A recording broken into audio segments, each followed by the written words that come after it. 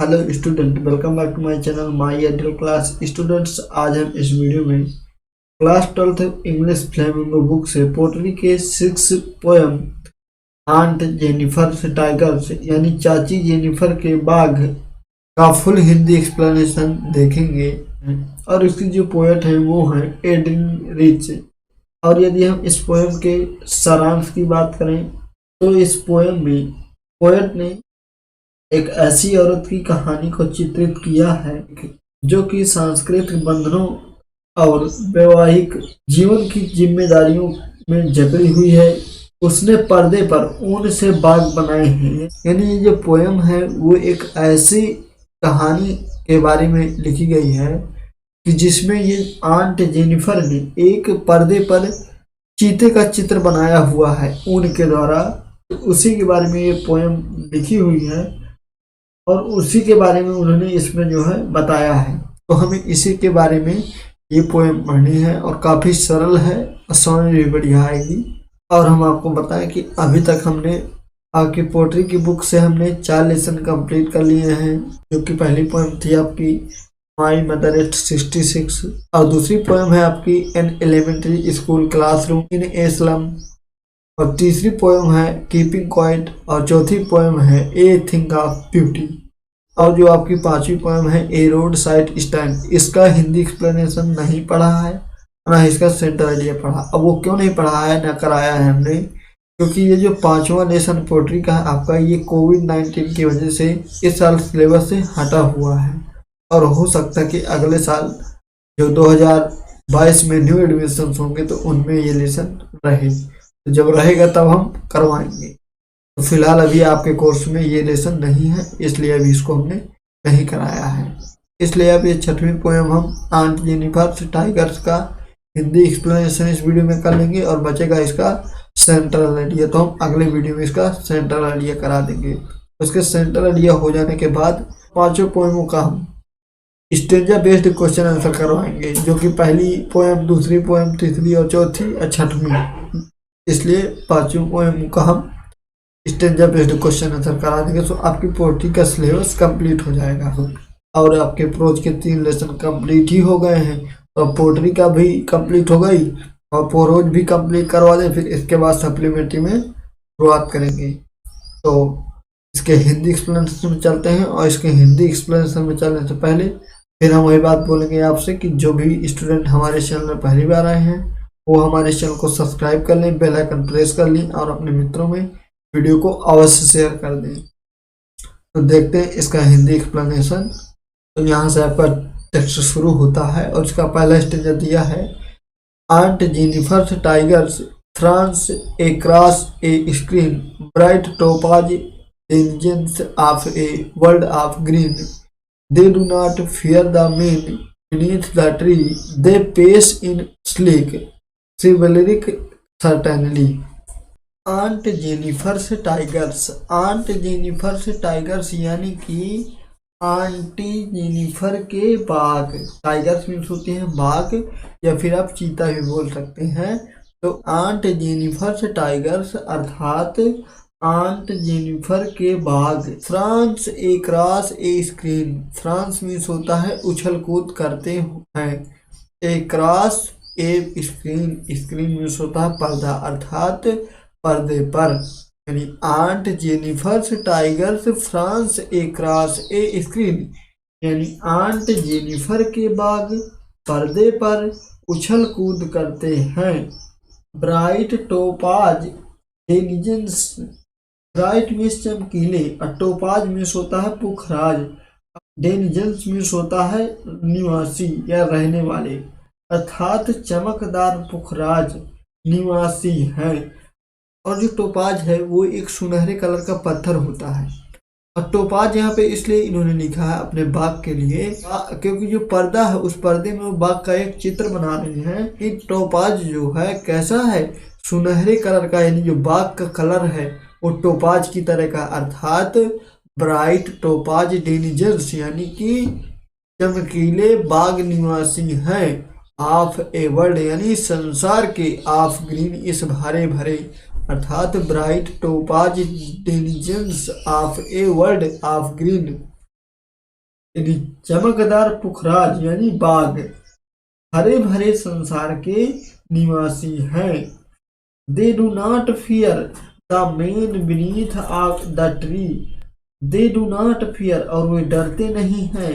Fear means होता है डरते, डू नॉट मीन्स नहीं, दे मीन्स वे अर्थात वे डरते नहीं है। यानी जो पुखराज है यानी वो जो बाघ है उनका टोपाज की तरह के कलर वाला, वो डरता नहीं है द मैन आदमियों से, बीनीथ द ट्री जो पेड़ के नीचे खड़े होते हैं। अर्थात दे do not fear the man beneath the tree यानी वे पेड़ के नीचे खड़े आदमी से डरते नहीं हैं। दे पेस यानी वे गतिमान होते हैं। दे पेस वे गतिमान होते हैं इन स्लीक यानी आकर्षक तरीके से। अर्थात दे पेस इन स्लीक यानी वे आकर्षक तरीके से गतिमान रहते हैं। चिवलरिक सर्टेनली, चिवलरिक में होता है शिष्टता और सर्टेनली में होती है निश्चितता। अर्थात they pace in sleek chivalric certainly यानी वे आकर्षक तरीके से शिष्टता व निश्चितता के साथ गतिमान रहते हैं।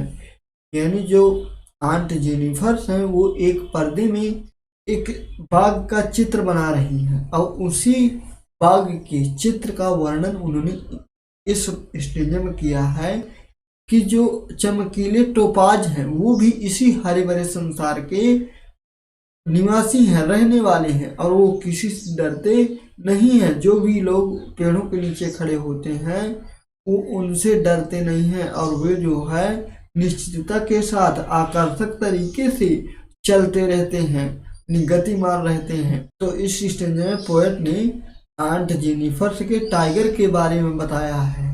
तो हमें उम्मीद है कि आपको ये स्टेंजा बहुत अच्छी तरह से समझ में आया होगा और यदि अभी भी ना आया हो आपको तो इस वीडियो को आप शुरू से अंत तक फिर से देख लीजिएगा तो आपको ये स्टेंजा आ जाएगा। और दूसरे स्टेंजा में चलते हैं और दूसरे स्टेंजा में चलने से पहले फिर हम वही बात आपसे बोल रहे हैं कि जो भी स्टूडेंट हमारे इस चैनल में पहली बार आए हैं और वीडियो को देख रहे हैं और यदि अभी तक वीडियो को लाइक नहीं किए हैं और चैनल को सब्सक्राइब नहीं किए हैं तो चैनल को सब्सक्राइब कर लें और अपने मित्रों में इस वीडियो को शेयर कर दें और वीडियो को लाइक कर दें। अब इस स्टेज में पोएट ने आंट जेनिफर्स के बारे में वर्णन किया है कि aunt Jennifer's fingers fluttering through her wool find even the ivory needle hard to pull the massive weight of uncle's wedding band sits heavily upon Aunt Jennifer's hand. Aunt Jennifer's fingers अर्थात aunt Jennifer's की अंगुलियां, fingers में होती हैं अंगुलियां, मतलब क्या हुआ कि आंट जेनिफर्स फिंगर्स यानी कि आंट जेनिफर्स की अंगुलियां फ्लैटरिंग यानी कांप रही हैं। यानी आंट जेनिफर्स फिंगर्स फ्लैटरिंग यानी आंट जेनिफर्स की अंगुलियां कांप रही हैं।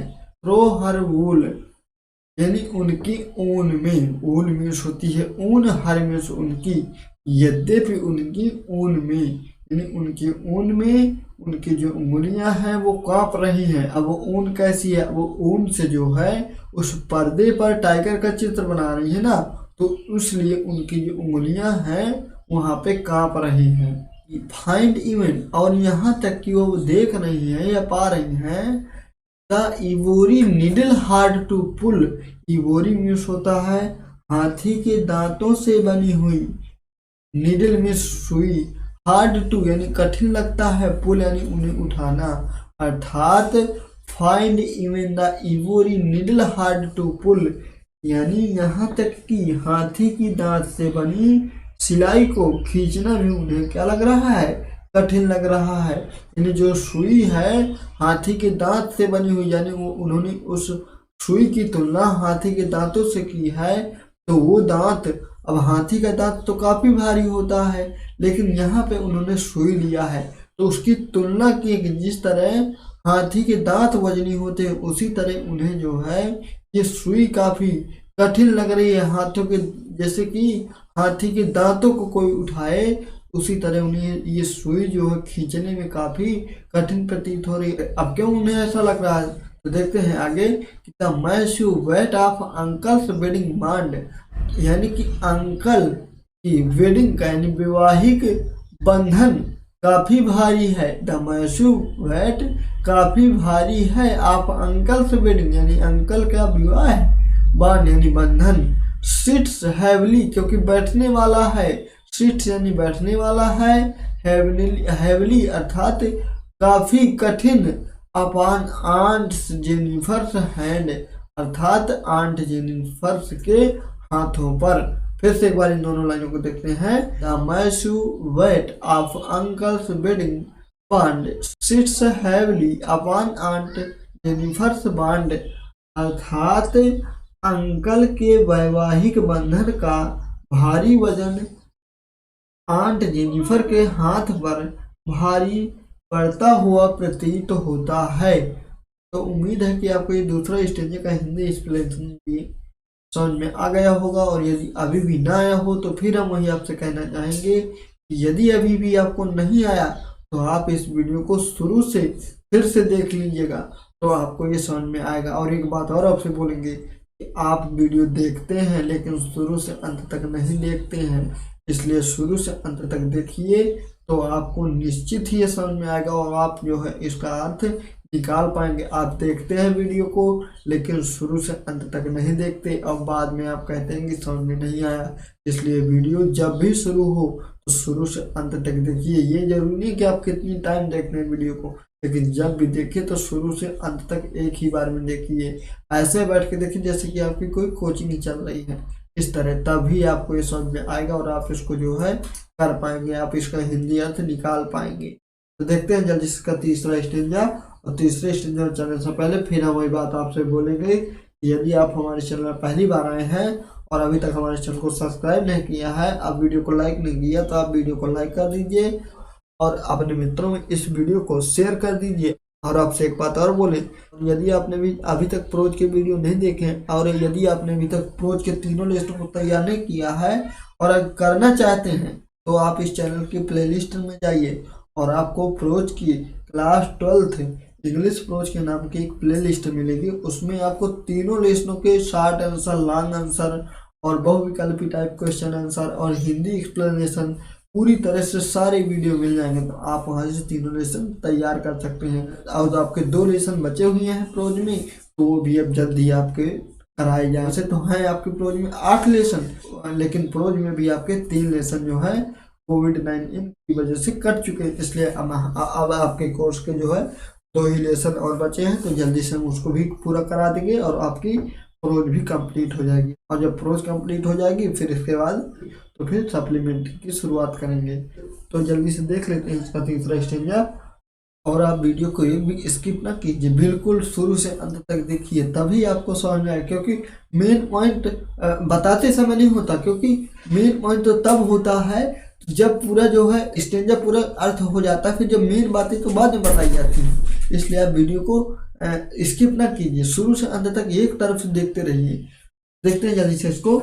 When aunt is dead, her terrified hands will lie still ringed with ordeals. She was mastered by the tigers is the panel that she made will go on prancing proud and unfeared.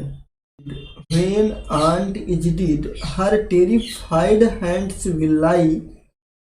When aunt is dead, अर्थात जब aunty मर जाएंगी, When aunty dead अर्थात जब aunty मर गई होंगी, तो हर टेरिफाइड हैंड्स विल लाई यानी उनके भयभीत हाथ पड़े होंगे। हर टेरिफाइड यानी उनके भयभीत हैंड्स यानी हाथ, विल लाई यानी पड़े होंगे, तो उनके भयभीत हाथ पड़े होंगे। When आंटी डेड यानी जब आंटी मर जाएंगी तो हर टेरिफाइड हैंड्स उनके भयभीत हाथ पड़े होंगे। स्टिल रिंग्ड अर्थात उनमें अभी भी अंगूठी पहनी हुई होंगी, यानी अंगूठी अभी उन हाथों में जो है पड़ी हुई होंगी। विद ऑर्डेल्स बड़ी परीक्षा के साथ, यानी विद ऑर्डेल्स, ऑर्डेल्स में सोचिए कठिन परीक्षा या फिर आजमाइश, अर्थात अभी भी उनकी कठिन परीक्षा जो है चल रही होगी। She was mastered by, she was mastered, mastered में होता है गुलाम, अर्थात वे अभी भी गुलाम होंगी। अर्थात ये जो आंट जेनिफर हैं इनके लिए पोएट ने ये बताया कि जो बाघ हैं वो बाघ मर जाने के बाद स्वतंत्र हो गए होंगे, यानी उन्हें अब किसी का डर नहीं होगा। लेकिन जो आंट जेनिफर्स हैं ये जो है अभी भी उस अंगूठी की वजह से, यानी उस बंधन की वजह से वो जो है अभी भी मुक्त न होंगी। अर्थात वो अभी भी अंकल की यानी उस वैवाहिक बंधन में बंधी हुई होंगी। अब वो अंगूठी पहने वैसे ना होंगी, देखा जाए तो अंगूठी मर जाने के बाद वैसे भी हाथों में नहीं रहती, लेकिन बंधन रहता है। तो वही पॉइंट कह रही है कि जो आंट जेनिफर हैं अभी भी जो है गुलाम बनी हुई होंगी, यानी वो अभी भी उस बंधन से स्वतंत्र नहीं होंगी कि जब वो मर भी जाएंगी तब भी उनके हाथों में अंगूठी का जो है बंधन है अभी भी वो बंधा हुआ है, यानी उससे जो अभी स्वतंत्र नहीं है। तो एक बार और इसको देखते हैं। When aunt is dead, यानी जब आंटी मर जाएंगी, her terrified hands will lie still ringed with ordeals, तो उनके भयभीत हाथों में अभी भी बड़ी परीक्षा के साथ अंगूठी पड़ी हुई होगी। She was mastered by, अर्थात वो अभी भी गुलाम होंगी, यानी वो अभी भी उस बंधन में बंधी हुई होंगी, उस बंधन से मुक्त नहीं होंगी, यानी जब वो मर भी जाएंगी तब भी उस बंधन से मुक्त नहीं होंगी। The tigers in the panel, लेकिन जो टाइगर हैं यानी जो बाघ हैं इन द पैनल यानी उस पर्दे में, लेकिन जो टाइगर है उस पर्दे में, जिस पर्दे को आंट जेनिफर बना रही हैं उस पर्दे में दैट सी मेड, जिसको वो बनाई है, दैट सी मेड जिसको बनाई है, यानी the tiger in the panel, यानी जो पर्दे में टाइगर्स हैं बाघ हैं, दैट सी मेड जिसे वह बनाई है, यानी जिस पर्दे में वह टाइगर का चित्र बनाई है वो विल गो ऑन प्रेंसिंग, वह अभी भी उछल कूद कर रहे होंगे। Will go on prancing, prancing का मतलब होता है ना उछल कूद करना, अर्थात वो अभी भी उछल कूद करके जा रहे होंगे। प्राउड एंड अनफेयर्ड, प्राउड मीन्स गर्व के साथ, एंड अनफेयर्ड और बिना किसी डर के साथ, अर्थात तो उन्हें जो है कोई डर ना होगा, अर्थात जो टाइगर हैं उन्हें अभी भी कोई डर ना होगा। यानी वो जो पर्दा है, पर्दे में जो टाइगर बना हुआ है वो अभी भी क्या है, भयभीत नहीं है, डरा हुआ ना होगा, और क्या ना होगा, और वो किसी से प्रभावित ना होगा, और वो अभी भी क्या कर रहा होगा, उछल कूद कर रहा होगा। तो उसके बारे में बताया, यानी मेन बात ये उन्होंने बताई कि जो औरतें हैं वो औरतें कभी भी स्वतंत्र नहीं रह सकती हैं, यानी किसी न किसी बंधन में वो बंधी हुई होती हैं, चाहे जीवित रहने के पहले हो और चाहे जीवित रहने के बाद हो। लेकिन जो टाइगर है वो टाइगर मरने के बाद स्वतंत्र हो जाता है, और चाहे जीवित रहे तो स्वतंत्र है और मर जाए तो स्वतंत्र है। इसलिए उन्होंने इस पोएम का नाम आंट जेनिफर टाइगर्स रखा है कि आंट जेनिफर के बाघ, यानी आंटी जेनिफर के बाघ। तो इस तरह से ये पोएम आपकी समाप्त हुई, और हमें उम्मीद है कि आपको ये तीसरा स्टेंजा भी बहुत अच्छी तरह से समझ में आया होगा। और यदि अभी भी आपको ये स्टेंजा समझ में ना आया हो तो फिर से वही बात आपसे बोलूँगी कि आप जो है इस वीडियो को शुरू से अंत तक फिर से देखिए, तो आपको आ जाएगा। और वीडियो भर देखने से कुछ नहीं होगा, आप एक बार इस वीडियो को देखिए और एक बार अपनी बुक से ज़रूर प्रैक्टिस कीजिए, और जो भी मीनिंग से ना आए आपको तो मीनिंग आप अपनी बुक में लिख लिया कीजिए। तो आज से आपके इन सभी लेसनों के हिंदी एक्सप्लेनेशन हो गए, और इस छठी पोएम यानी आंट जेनिफर टाइगर्स का सेंट्रल आइडिया बचा हुआ है, तो उसको भी हम जल्द ही करवा देंगे। तो उसको भी आप लिख लीजिएगा और तैयार कर लीजिएगा। तो इसके सेंट्रल आइडिया के लिए आप इसको तैयार रखिए, क्योंकि जब आप इसको तैयार कर लेंगे तो आपको सेंट्रल आइडिया काफ़ी समझ में आएगा, क्योंकि जो सेंट्रल आइडिया होता है वो इसी पे आधारित लिखा जाता है। इसलिए आप इसको जो है तैयार रखिए, और सेंट्रल आइडिया हम जल्द ही आपको पढ़ाएंगे।